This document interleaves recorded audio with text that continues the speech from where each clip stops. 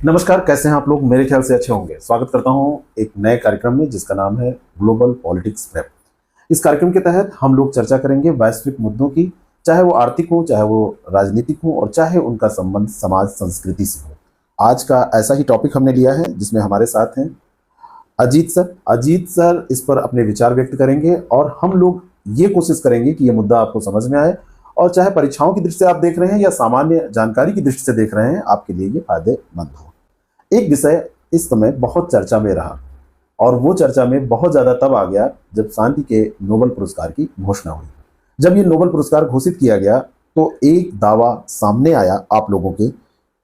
उसमें कहा गया कि हमने 8 युद्ध रोके हैं और 8 युद्ध होने से रोके हैं महज 8 महीने में। और ये दावा किया अमेरिकी राष्ट्रपति ट्रंप ने। ट्रंप लगातार चर्चा में बने रहते हैं, चाहे भारत पाकिस्तान का युद्ध हो या अन्य वैश्विक स्तर का कोई मुद्दा हो, क्योंकि अमेरिका कोई ऐसा देश नहीं है जो कोई ना जाने। अमेरिका ऐसा देश है जो सबको जना देता है कि मैं हूं। तो मैं स्वागत करता हूं आपका और मैं जानना चाहता हूं कि आप इस पहले दावे पे क्या विचार अपना रखना चाहते हैं कि 8 महीने में 8 युद्ध रोकना क्या वाकई संभव है? ओम जी, जैसा कि आपने कहा कि ये उनका दावा, डेफिनेटली ये दावा उनकी तरफ से आ रहा है और एक महाशक्ति होने के नाते अमेरिका के प्रेसिडेंट के तौर पे अगर उनको हम देखते हैं तो ये दावा कई बार हमें जो है लग सकता है कि बहुत सही है। लेकिन उन दावों में हमें ये देखना होगा कि वो किन देशों की बात कर रहे हैं। ठीक है, अगर वो आर्मेनिया और अजरबैजान की बात कर रहे हैं तो एक बार आप सोच सकते हैं, लेकिन जहाँ पे वो भारत पाकिस्तान जैसे मुद्दे पे आते हैं तो थोड़ा संदेह होना लाजमी है। तो मेरे हिसाब से तो यही लगता है कि ये दावा जो है ना, अगर देखा जाए तो अतिशयोक्तिपूर्ण है, जिसको आप न तो पुष्ट कर सकते हैं और न ही जो है इसका खंडन पूरी तरीके से कर सकते हैं। 8 महीने में 8 युद्ध रोकना यानी कि प्रथम दृष्टया तो वैसे भी किसी को यकीन नहीं होगा। और 8 युद्ध रोक देने का जो दावा है वो सबसे पहले तो पड़ताल की बात है। क्या जो 8 की बात वो कर रहे हैं, क्या वास्तव में 8 जगहों पर युद्ध ऐसा कुछ होने वाला था या फिर ऐसे कह दिया गया? जी बिल्कुल, इसमें खास करके इसमें एक बहुत महत्वपूर्ण जिस युद्ध की वो चर्चा करते हैं, मिस्र और इथोपिया। वस्तुस्थिति स्थिति जो जान रहे हैं, जिनको वर्ल्ड पॉलिटिक्स की थोड़ी सी भी समझ है, वो इस विषय पे अच्छे तरीके से वाकिफ है कि इथोपिया और मिस्र के बीच में अभी कोई युद्ध नहीं हो रहा था। तनाव है, एक छोटा सा तनाव है, वो भी जो है नील नदी पे एक बन रहे बड़े बांध के लिए, ताकि जिससे जो है मिस्र को मिलने वाला पानी रुक सकता है। नहीं, महज वो जल विवाद है, जल विवाद युद्ध का नाम देके अपने आप फैब्रिकेटेड करके बना दिया कि हमने रोक दिया। वैसे ही चीजें हैं जैसे कि कंबोडिया में सीमा पे तनाव झड़प हुई और उसमें तनाव में उन्होंने आकर के फौरी तौर पे जो है वहां पे पीस की बात कर दी कि हमने पीस करा दिया। अफगानिस्तान से सैनिकों की वापसी को भी तो बहुत बड़ी उपलब्धि के तौर पे दिखा रहे हैं। लेकिन अगर देखा जाए कि अफगानिस्तान से अमेरिकी सेना के निकलते ही 3 दिन के अंदर, क्या बल्कि उसी दिन सेम डे, बल्कि वो काबुल तक पहुंच रहे हैं, तो ये बहुत बड़ी बात है उनके लिए, जो है कहा जाए तो हार के तौर पे देखा जा सकता है। अच्छा, तो 8 में से आप क्या मानते हैं, कहीं पर स्टैंड है उनका जो कह सकते हैं कि वास्तव में उन्होंने काम किया है? जी, यहाँ पे मैं जी कहूंगा कि खास करके जो अजरबैजान और आर्मेनिया का मामला है, या कोसोवो के संकट की बात कर लें, या फिर अफ्रीका में जो उन्होंने रवांडा के आसपास की सीमा पे जो चीजों को रखने की कोशिश की है, तो ऐसे जो मामले हैं ना, वहां पे उनकी भूमिका है। यानी मैं फिर से क्लियर कर दूं, छोटे देशों का जो उल्लेख उन्होंने किया है, उनके मामलों में उनकी इन्वॉल्वमेंट है, क्योंकि वहां पे अमेरिकी दादागिरी दिखती है। तो जहां पे दादागिरी दिखती है तो आपने अपनी दादागिरी दिखा के बिल्कुल कुछ थोड़ा बहुत प्रभाव जमाया। भारत और पाकिस्तान के बारे में आपके क्या विचार है? ये बहुत, जब उन्होंने दावा किया तो मतलब भारतीय अगर कहें तो लोग, यानी पूरे के पूरे भारतीय नागरिकों में भी एक संदेह उत्पन्न हुआ। मीडिया तो अलग तरीके से चली रही थी। तो ये दावा अगर देखा जाए तो मेरा मानना है कि भारत को इस समय कोई भी देश जो है ना दबा नहीं सकता या डरा नहीं सकता कि आप ये करिए। ठीक है, कारण ये है कि हम ऑलरेडी एक महाशक्ति के इस तौर पे दिख रहे हैं विश्व में। तो अब हमें उस तरीके से दबा करके या 1971 के आसपास की स्थिति ऐसी नहीं है कि हम दब जाएंगे या डर जाएंगे कि हम युद्ध रोक रहे हैं। सारी चीजें हमने अपनी वस्तुस्थिति देखी है। पाकिस्तान ने खुद जब हमारी तरफ हाथ बढ़ाया कि भाई हम पीस चाहते हैं, तो वहां पर चीजें रुकी, उसके बाद तो ठीक है। अच्छा, एक दावा जैसे इन्होंने कहा कि मैं शांति दूत हूँ, इन्होंने कहा कि मैंने शांति स्थापित की। जब ये बात वो कह रहे हैं तो विदेश नीति के संदर्भ में ही कह रहे हैं कि भाई हमारी विदेश नीति ऐसी है। जनरल सुलेमानी की हत्या के बारे में फिर आपका क्या ख्याल है? देखिए, जनरल सुलेमानी की हत्या को लेकर के जब ये बात होती है तो यहीं पे ये शांति दूत होने वाली जो बात आती है ना, कहीं ना कहीं जो है भूमिका बदल देती है, यानी कि मुखौटे के तौर पे देखा। अचानक सीरिया से सैनिकों की वापसी होती है, वहां पर नाटो सहयोगियों का दबाव बढ़ता है, ये सारी चीजें जब हो रही हैं तो आप ऐसे भी इस बीच में आप कैसे कह सकते हैं कि उधर उनकी हत्या भी हो रही है, तो आप ऐसे कैसे अपने को कह सकते हैं भाई विश्व स्तर पर आप ऐसे बोल रहे हैं, तो इतना खोखला दावा करने की हिम्मत कैसे आती है? सर इस पे मैं बहुत भारतीय इतिहास से एक छोटा सा उदाहरण ले रहा हूँ, अशोक का। अशोक ने जब कलिंग में उतने लाखों लोगों को मारवाया या युद्ध में मार दिया, तो उसके बाद उसके द्वारा जो है शांति की अपील करना, अपने को शांति का प्रणेता बताना, केवल साम्राज्य की सुरक्षा की तरफ देखता है। तो वैसा ही कुछ है अमेरिका का भी, कि वो जो शांति दूत की अपील हो रही है वो बेसिकली वैश्विक भूमिका बनाने की कोशिश है, कुछ आंतरिक कमजोरियों या समस्याओं को जो है सही करने के लिए या उनको जो है रोकने के लिए। यानी कि हमारा आंतरिक जो मामला है अगर वो सही नहीं चल रहा है तो बाहर हम कुछ ऐसा दिखाएं कि बाहर तो इससे भी ज्यादा गड़बड़ है और वहां हम बहुत अच्छा कर रहे हैं जी, और जब बाहर अच्छा कर रहे हैं तो अंदर का तो अच्छा होगा ही, ऐसा कुछ दिखाना। अमेरिका विश्व स्तर पर कई मामलों में सबसे आगे है, वैश्विक आर्थिक शक्ति है ही है। जितनी बड़ी कंपनियां हैं उनके मुख्यालय आप वहीं पर पाएंगे, वहीं की कंपनियां हैं, गूगल है और जितनी भी आजकल प्रभुत्व वाली कंपनियां हैं, यानी कि पढ़ाई लिखाई वहां की अच्छी है। क्या ऐसे दावे, ऐसी बातें वहां के मतदाताओं पर भी प्रभाव डालती हैं? जैसे मैं थोड़ा सा बताना चाहता हूं कि भारत के संदर्भ में कहा जाता है कि यहां पर पढ़े लिखे लोग कम हैं, निरक्षरता है। अमेरिका में कैसे? और अगर अमेरिका में ऐसा होता है तभी शायद ट्रंप जैसे लोग जीत पाते हैं। आपका जो प्रश्न है वो बहुत अच्छा है। खास करके एक आपने कॉन्सेप्ट सुना होगा, पोस्ट ट्रूथ एरा। जब से ये पोस्ट ट्रूथ एरा का कॉन्सेप्ट चल रहा है, तो अगर आप उस चीज में देखेंगे जा करके, तो जनता भी कई बार जो है संवेदनाओं पे या फिर जो है कहें तो आवेगों में आकर के जो है चल रही है, समर्थन दे रही है। वो तथ्यों की तरफ उतना जाने की कोशिश नहीं करती है। अगर आपने आह्वान भावनात्मक कर दिया है तो चीजें उसकी तरफ झुकाव लेती है, चाहे वो अमेरिका ही क्यों ना हो। बिल्कुल, अमेरिकी जनता ही क्यों ना हो। बिल्कुल। तो इसका मतलब ये क्लियर है कि वो जो राजनीतिक वो परिप्रेक्ष्य लेकर के चीजें कर रहे हैं, अमेरिकी फर्स्ट की नीति और पीस मेकर प्रेसिडेंट हैं जो एक तरीके से, तो उनका कहीं ना कहीं इम्पैक्ट यहाँ पे जनता को दिखाने की कोशिश है ताकि उनकी पकड़ बनी रहे और सीनेट का प्रभाव जो वहां पे हावी हो जाता है कभी कभी, वो नियंत्रण में रहे उनके। अच्छा, ट्रंप जो आज युद्ध रोकने की बात कर रहे हैं, पहले 6 कही, फिर 7 कही, फिर 8 युद्धों की बात चल रही है, तो कहीं ना कहीं अपने को दिखा रहे हैं कि ये बात उनकी इतिहास में दर्ज हो जाए, ये चाह है उनको। क्या ऐसा होगा? उनका सपना ये पूरा हो पाएगा? देखिए, वो ऑलरेडी इतिहास में दर्ज हो चुके हैं एक ऐसे प्रेसिडेंट के तौर पे कि जो एक बार जीतने, फिर हारने, फिर उसके बाद गैप के बाद फिर जीत करके आता है। तो जाहिर सी बात है इतिहास में वो ऑलरेडी दर्ज हैं। वो बस अब उनकी जो मंशाएं हैं और जो एक उनका अनिश्चित रवैया है, वो उनको कितना आगे ले जाता है या डिफेम दिलाता है, अंततः ये देखने वाली बात होगी, जो समय के अधीन रह करके होगा। अब एक सबसे बड़ा मुद्दा, भारत और पाकिस्तान युद्ध को जब रोका गया तो पूरा श्रेय ट्रंप ने लिया, लेकिन उसके बाद की स्थितियां जो बनी, उसके बाद की ऑपरेशन सिंदूर के बाद में आपने देखा कि रशिया, चाइना और इंडिया, ये तीनों आपको लग रहा है कि एक तरफ नजर आ रहे हैं। वैसे पाकिस्तान के मुद्दे को लेकर चाइना कहीं ना कहीं भारत और चाइना के बीच में सही नहीं रहता है, चाइना भारत के खिलाफ ही पाया जाता है। क्या ये जो अभी चल रहा है, जो भी सीन चल रहा है, इस दृष्टिकोण से आप क्या देखते हैं कि ये तीनों देश, इनका जो त्रिगुट है ये मजबूत होगा?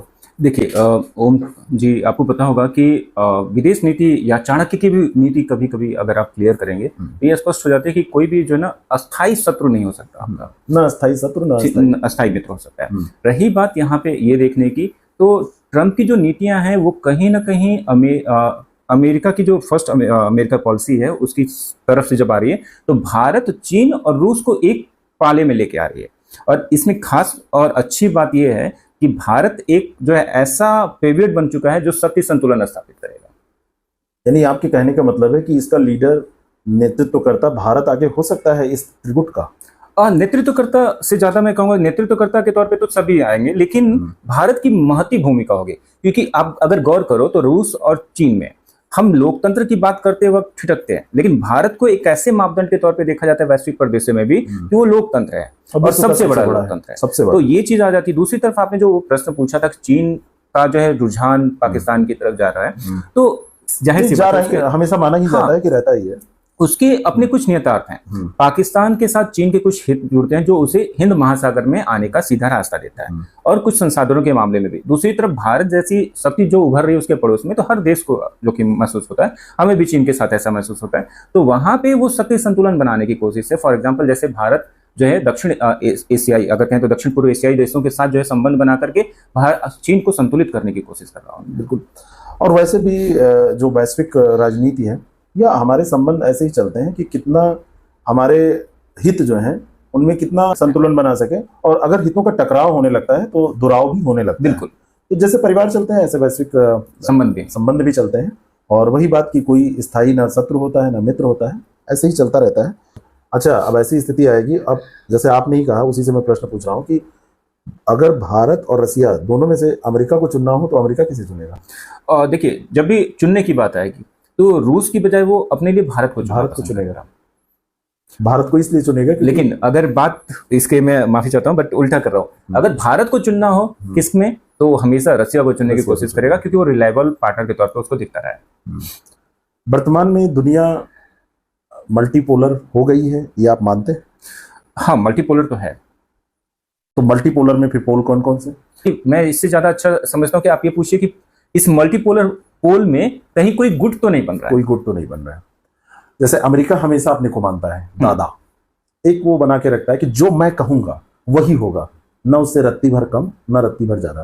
क्या ये स्थिति अब बरकरार रह सकती है? नहीं, अभी तो अगर आप देखोगे इस समय की अगर करंट सिनेरियो में बात करें तो अमेरिकन इकोनॉमी भी थोड़ी सी स्लो चल रही है। एंड अगर देखें तो एशियन कंट्रीज में खासकर दो जाइंट्स हम जिनकी बात करते हैं, चीन और भारत, ये बहुत आगे चल रहे हैं। तो इनको लेकर के अगर देखा जाए, इनके साथ अगर संतुलन में देखें हम, तो अमेरिका की वो दादागिरी वाली जो भावना या एक अधिकार जो क्षेत्र है वो कहीं ना कहीं कमजोर होती हुई दिखती है।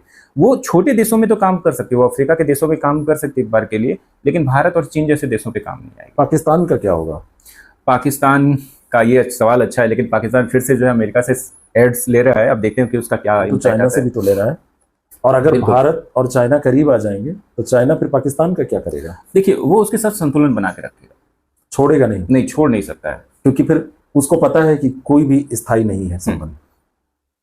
तो ऐसे में पाकिस्तान जैसे है ऐसे ही रहेगा। हर महाशक्ति चाहती कि पाकिस्तान वैसे ही रहे, उसको ना आबाद होने देंगे और ना बर्बाद होने देंगे। बिल्कुल बिल्कुल बीच में ही, हाँ, ऐसे ही रहेगा। ट्रंप ने एक बहुत बड़ा दावा किया कि हमने परमाणु युद्ध रोक दिया। भारत और पाकिस्तान को लेकर ही यह दावा किया गया था। क्या भारत और पाकिस्तान अगर ट्रंप न रोकते तो परमाणु युद्ध कर लेते? देखिए, हम सभी जानते हैं कि 1945 जैसा कि 6 अगस्त और 9 अगस्त को हुआ था हिरोशिमा और नागासाकी में, तो उसके बाद से कभी कोई परमाणु युद्ध हुआ नहीं है।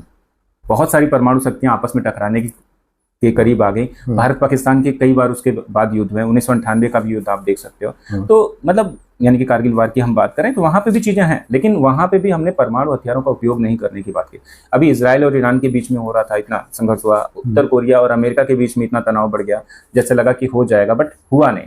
कारण सिंपल सा है कि आज के समय में परमाणु बम का उपयोग करना, समझिए कि पूरी की पूरी मानव सभ्यता का एक तरीके से विनाश। कहा जाता है कि कोई युद्ध होगा तो वो भले दो देशों के मध्य हो, लेकिन उसका नुकसान पड़ोसियों को भी उठाना पड़ता है। बिल्कुल उठाना। मान लीजिए कि मेरे घर में आग लग गई, तो पड़ोसी हमारे जस्ट बगल में, उसका घर भी तो जल सकता है। इसके पीछे का रीजन एक और क्लियर कर दूं। देखिए, अब जो 1945 में परमाणु बम छोड़े गए थे वो कुछ छोटी मात्रा से थे।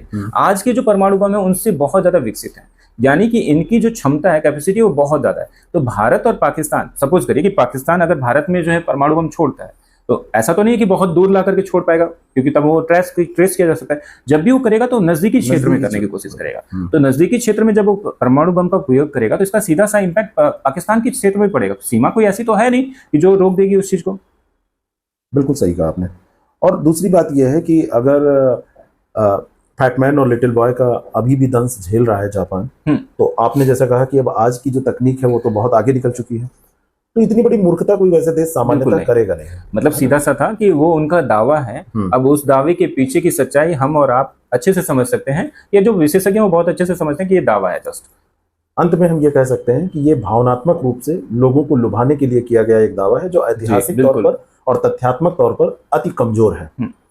और अगर इस आधार पर वो नोबेल पुरस्कार, शांति के नोबेल की बात कर रहे थे, तो आप इस दावे को क्या मानते हैं? देखिए, इसी वजह से तो शायद उनको नोबेल पुरस्कार मिले भी नहीं, क्योंकि बहुत सारे योग्य लोग मिलकर इसको डिसाइड करते हैं, और डिसाइड करने के बाद में फिर कई चरणों से ये डिसीजन गुजरता है, फिर ये फैसला, क्योंकि शायद उनके दावे के आधार पर अगर मैं बात करूं तो मुझे लगता है कि अगर वोटिंग होती नॉर्मल लोगों से तो शायद उनको मिल सकता था एक बार के लिए, लेकिन जब इसके पीछे विशेषज्ञ बैठते हैं और वो चीजों को जांच रहे हैं तो जाहिर सी बात है उनका दावा खोखला सिद्ध हो जाएगा। लेकिन क्या इतनी पॉपुलैरिटी है पूरे विश्व में ट्रंप की कि वोटिंग की जाती तो उनको मिल जाता? देखिए, वोटिंग कौन करेगा ये बात बहुत महत्वपूर्ण है। वोटिंग में शामिल होने वाले कुछ लोग होंगे जो यूरोप और अमेरिका से ज्यादा आएंगे, ठीक है, तो जब वहां से ज्यादा आएंगे तो इसका सीधा इम्पैक्ट पड़ेगा कि वोटिंग का रुझान उधर चला जाएगा, ऐसी संभावना हो सकती है। और ये जस्ट एक अभिकल्पना है, इसलिए इसको अलग ही रखते हैं, क्योंकि वोटिंग होती नहीं है। ये हमारी बात है कि हम लोग सोच रहे हैं कि अगर वोटिंग होती तो कहीं ना कहीं उनका दावा हो सकता है, हाँ, हो जाता। हर कोई जानता है कि भाई ट्रंप है, यूएस के प्रेसिडेंट है, इसलिए उनसे अपेक्षा भी ज्यादा एक ध्रुवीय बहुध्रुवीय कोई भी बात हम करें तो अमेरिका अभी भी अमेरिका है। बिल्कुल, देखिए, तो उनको ऐसे दावे करने से बचना चाहिए। हाँ, देखिए, मैं भी ये मानता हूँ कि जैसे आपके पास जो है पद आता है, यानी कि आपके पास जो शक्ति आती है, तो आपका शक्ति आने के साथ साथ जो आपकी जिम्मेदारी भी बढ़ जाती है। तो उस जिम्मेदारी का वो वहन अभी नहीं कर रहे, शक्ति का उपयोग तो कर रहे, बट जिम्मेदारी का सही तरीके से वो वहन नहीं कर रहा है, जिसका भान होना चाहिए। बिल्कुल, उनको जो है इस पद की गरिमा थोड़ी सी बनानी चाहिए कि वो यूएस के प्रेसिडेंट हैं, और उसी तरीके से अन्य देशों के साथ एक कहें तो समतुल्यता के साथ जो है संबंध को स्थापित करें तो ज्यादा बेहतर हो। संतुलन स्थापित करने में बिल्कुल वो सक्षम नहीं हो पा रहे हैं, असमर्थ हो पा रहे हैं। हाँ, तो ये हमने जो बातचीत की इसमें आपके क्या विचार हैं? आप अपने विचार मुखर तौर पर यहाँ पर कमेंट बॉक्स में लिख सकते हैं, और ये हमारा एक प्रयास है। ये आपको कैसा लगा ये भी बता सकते हैं। अगर अच्छा लगा तो लोगों तक पहुंचा सकते हैं, शेयर कर सकते हैं, और ज़्यादा अच्छा लगा तो एक बटन दिया होता है लाइक का, उसको टच कर सकते हैं। एक भी पैसे उसमें नहीं लगेंगे, और मुझे और हमारी टीम को और आगे जो भी चर्चाएं होंगी उसके लिए ये एक टॉनिक का काम करेगा। जी बिल्कुल। और मेरे ख्याल से आपको भी ऐसे ही लगेगा कि अगर किसी ने इसको लाइक किया तो लगेगा कि किसी ने हमको एक बहुत अच्छी चाय पिला दी। हाँ, जाहिर सी बात है। चाय पीने के साथ साथ तो इससे ज्यादा महत्वपूर्ण मुझे लगता है कि अगर कमेंट में मुझे कोई ये बता दे कि हम अगले टॉपिक में कौन से टॉपिक पे हम डिस्कशन करें, खास करके अगर इस सेक्शन में आकर के ग्लोबल पॉलिटिक्स प्रेप में, तो आप वो बता सकते हो, या फिर किसी अन्य मुद्दे पे, भारत का भी कोई मुद्दा हो सकता है, सामाजिक भी हो सकता है और आर्थिक भी हो सकता है, इसमें कोई दिक्कत नहीं है। एक शुरुआत है, आप लोगों का सहयोग, आप लोगों की सलाह भी इसमें अपेक्षित है। तो फिर मिलते हैं किसी ऐसे नए अगले एपिसोड में, तब तक के लिए आप सभी को